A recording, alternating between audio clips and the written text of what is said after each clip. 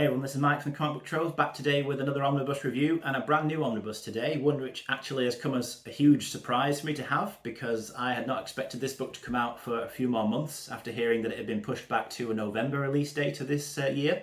But it would seem that they've moved it back to August, because a couple of days ago I had notification to say this had been dispatched, and right now I've got it here. I've got the Justice League New 52 Omnibus Volume 2. Really exciting for me. This is actually one of my most anticipated books of this year. About a year or so ago now, I took a look at Volume 1 on the channel. Really like that book. Feel free to check out that review if you haven't already. But here and now, I want to take a look at this second volume, showcase it, maybe help you to make your mind up as to whether or not it's a book you're interested in picking up, and just maybe sharing some of my thoughts on the material in here. So without any further ado, let's take a look at this omnibus. Okay, so here we are with the Justice League New 52 Omnibus Volume 2. Now, as I mentioned in my introduction, this really is a book that I'm very happy to have, and certainly happy to have it much sooner than I expected to. But before we go ahead and take a look inside and looking at the material in any more detail, just firstly want to take a look at the dust jacket. So what I like about this is that it is a design that perfectly matches the first Omnibus volume, so they are going to look great together as a matching set if you have both. And they look perfectly fine lined up next to each other side by side on the shelf as well. The front cover here is a piece of artwork by Jason Fabok. Really like that. He's one of the artists who features in the material in this collection, and probably, in my opinion, does some of the best work in this book. I think he's a great artist who had a great run of issues on this series. Looking at the back of the book in a bit more detail, so we've got a bit of blurb at the top and bottom, this nice image here of the Justice League with Lex Luthor front and centre, because Luthor does get involved here and plays a pretty prominent role in the story through a lot of the issues collected in this book. Speaking of the issues, down there at the bottom you've got the full contents, so go ahead and feel free to pause that and take a look through if you're interested in just having a read through of that content. But yeah, there's a lot in here basically. It's a very thick omnibus, it's over 1,200 pages, so there's a lot of material collected, it's safe to say. Looking at the hardcover itself, we've got this really nice wraparound image on here with Darkseid, as we see on the back of the book here, facing off against the Anti-Monitor. And that is a sequence taken from the Darkseid War storyline, the event that is collected in this book. It actually takes up a good chunk of this omnibus, just under half of it actually, I think, towards the end of it. So we'll take a look through that obviously when we get to that point. But I just want to look inside the book and focus on the material now. And before I start doing so, I want to give a spoiler warning, because although I won't attempt to cover everything in this book, I always mention this, you know, it's not a case where I'll be able to discuss all the stuff in here. There's just too much to be able to do that realistically. But nevertheless, I will discuss a few key points and summarize a few things, maybe show off some stuff in the artwork that maybe you don't want to see if you've never read this material before.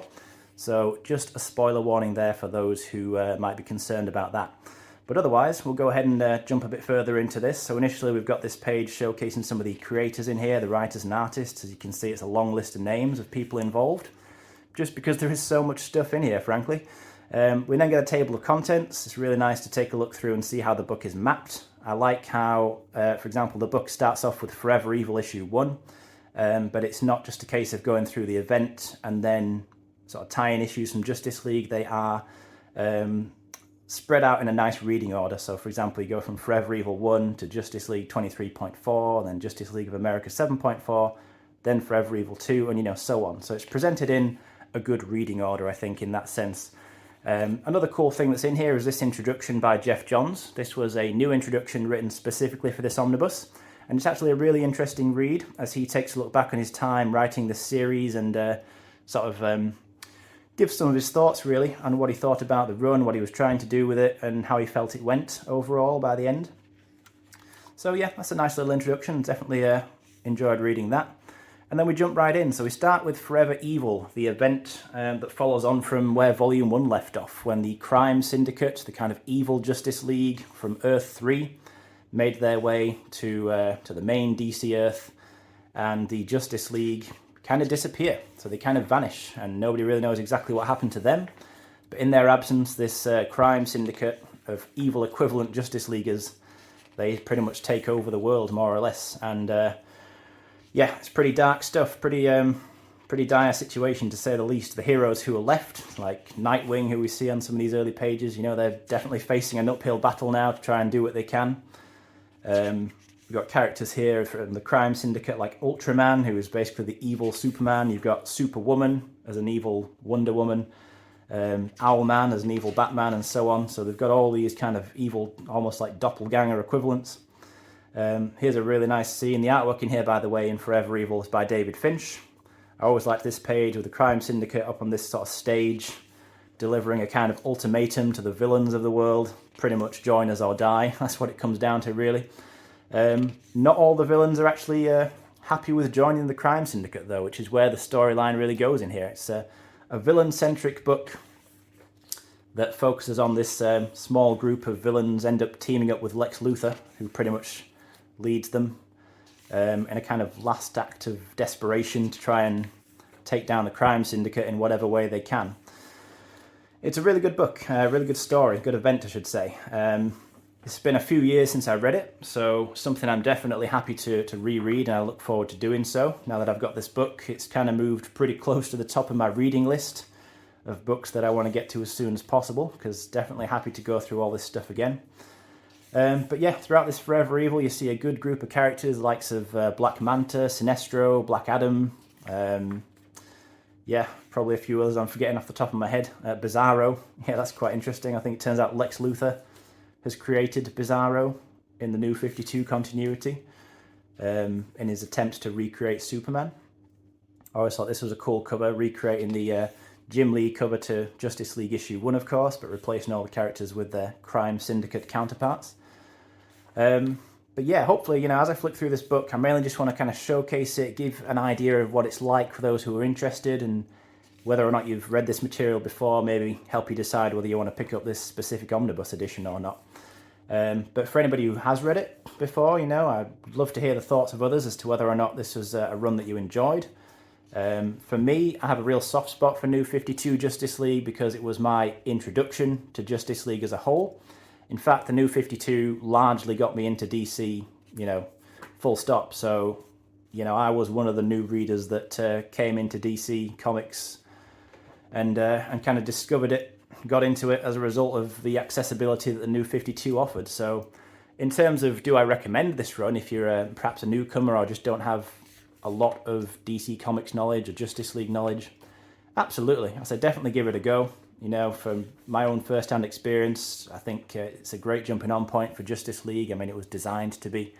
Obviously I wouldn't really recommend starting here with volume 2, but if you could start from the beginning, either with getting the first omnibus volume or reading the comics in another way, all this material is ultimately worth checking out. And yeah, if you've read through the stuff in the first volume, of course I recommend you get this second volume as well, because there's some memorable stuff. This Forever Evil storyline, whilst I wouldn't say any of the stuff in here is the very best comics I've ever read, I wouldn't rank it up there with my favourite ever runs and series, but absolutely, I had a lot of fun reading this stuff, so yeah, I've got to recommend it. And as I say, it's already something that I'm looking forward to rereading, so that alone should tell you that it's a run that I definitely enjoyed.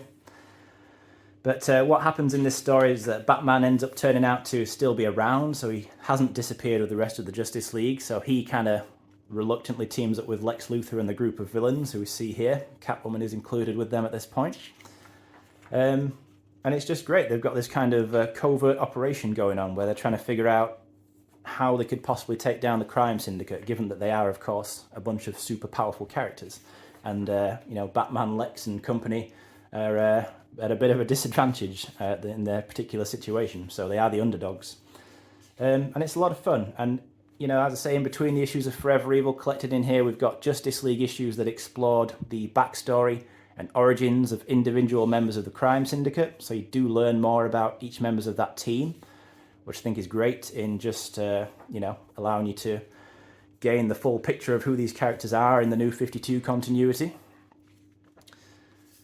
Yeah, just great stuff, to be honest. And then from Forever Evil, because of the significant role that Lex Luthor played in that event, and in effectively, quite literally, really saving the world, he ends up joining the Justice League in the follow-up storylines. And that's quite an interesting development, because none of the Justice League heroes really trust him because of his villainous past, but he claims to have reformed.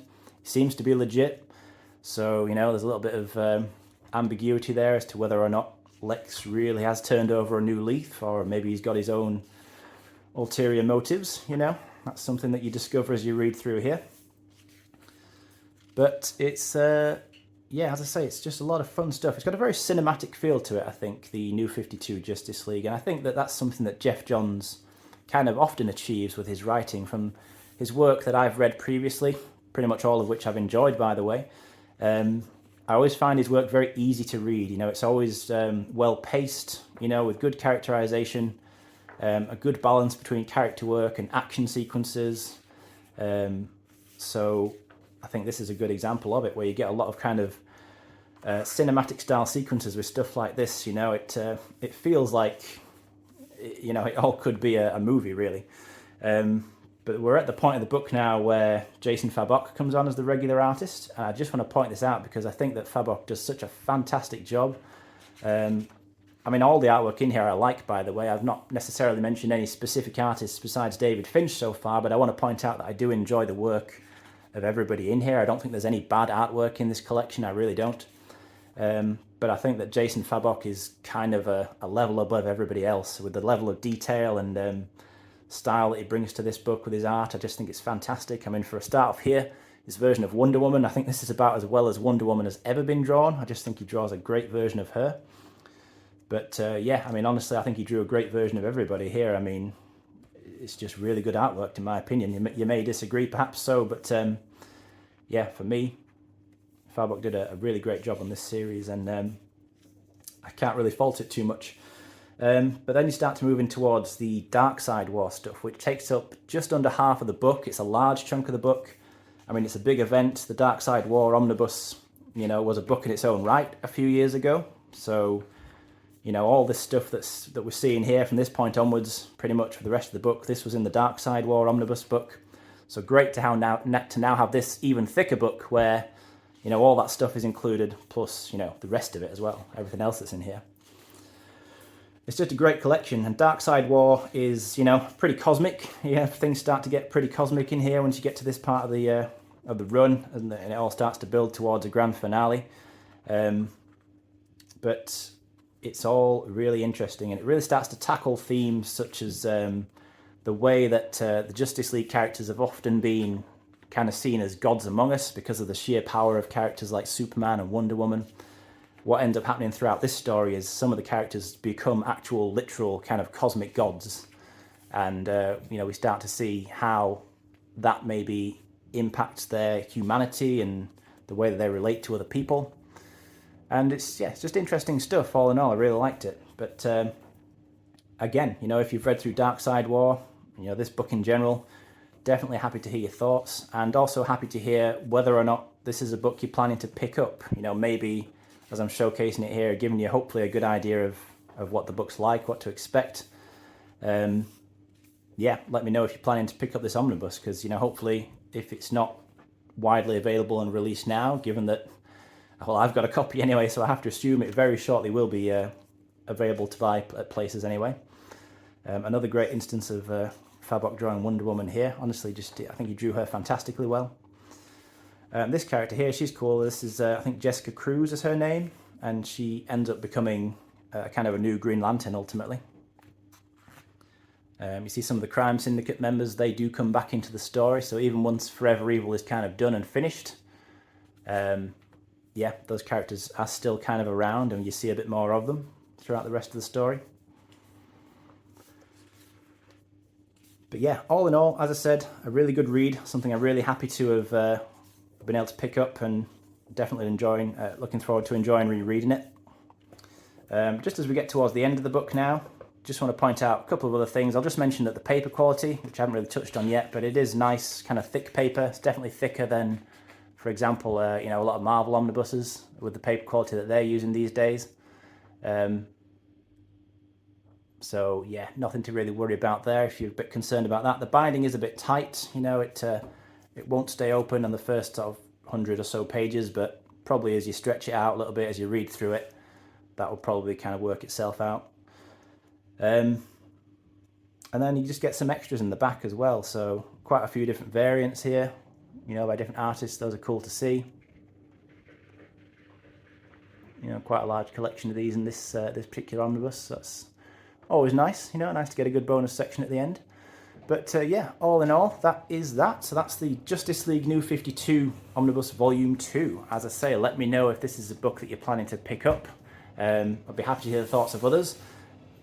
And as always, if you made it through the video this far, thanks for watching.